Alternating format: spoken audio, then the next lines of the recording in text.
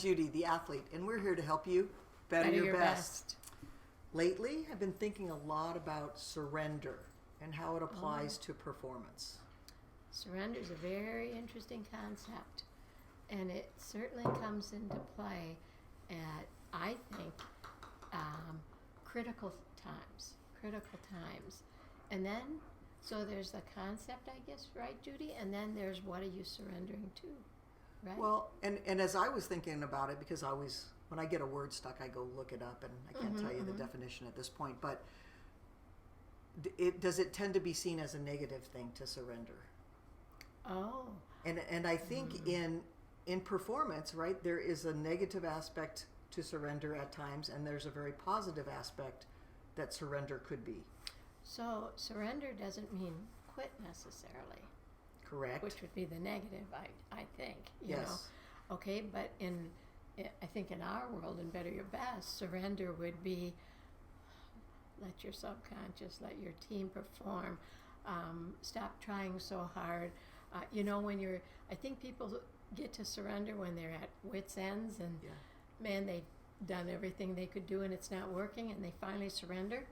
But it's like, if you could do it a little earlier. Yeah, it's like that load coming off. It's surrendering control. Yes. You know, let the subconscious run the show for a change.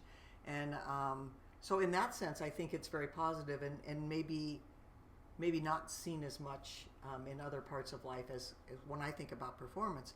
But then I also think about in performance surrender when, like I think about a tournament where the conditions are really hard. You know, there's a lot of wind or there's cold air. It's cold. And by the time moving towards the finish, I don't know how much is left, but it's just sort of like, I just want to go home and I just don't want to be here.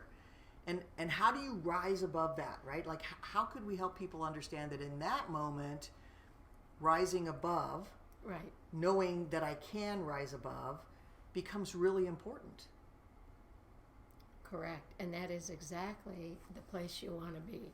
You know, we always talk about all the stuff that's going on down here. And as long as you have the image or picture that you're up here, no matter how bad the conditions are, you can perform. Now, are you surrendering? Well, you're not fighting them anymore, right? You're simply rising above them, which I think is far more valuable. You know, it's an image you have in your brain, and once you get there, you're still in charge. You're still giving everything you have to every single shot you hit, and not wasting any energy on the conditions, the environment, the situation, etc. Yeah, true. And I think what helped me in those situations when it was just a really, usually it was weather that was so exhausting. It might also just be exhausting because I was fighting, you know, something in myself. But from a weather one, if I knew how many more I had, right? Correct. So if I really don't know when it's going to end and I'm in a horrible place, not so good. But if I know, oh, I have to get through 5 more ends, everybody out here has the same conditions, everybody's having the same battle, and you know what? In 3 hours when I'm sitting in the hotel room, nice and warm and toasty, it'll all be good, right? And that would help me rise above, move forward, know that there was a light at the end of the tunnel. Correct.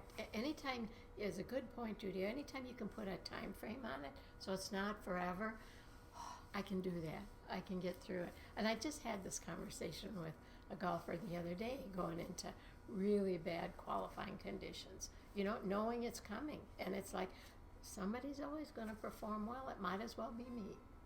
Right? So I think the important thing is that surrender can work for you from a sense of surrendering control, letting go of wanting to be perfect and be in charge. And there's a surrender too that we want to rise above, like not let ourselves quit, not let ourselves give up, and always moving to better our best.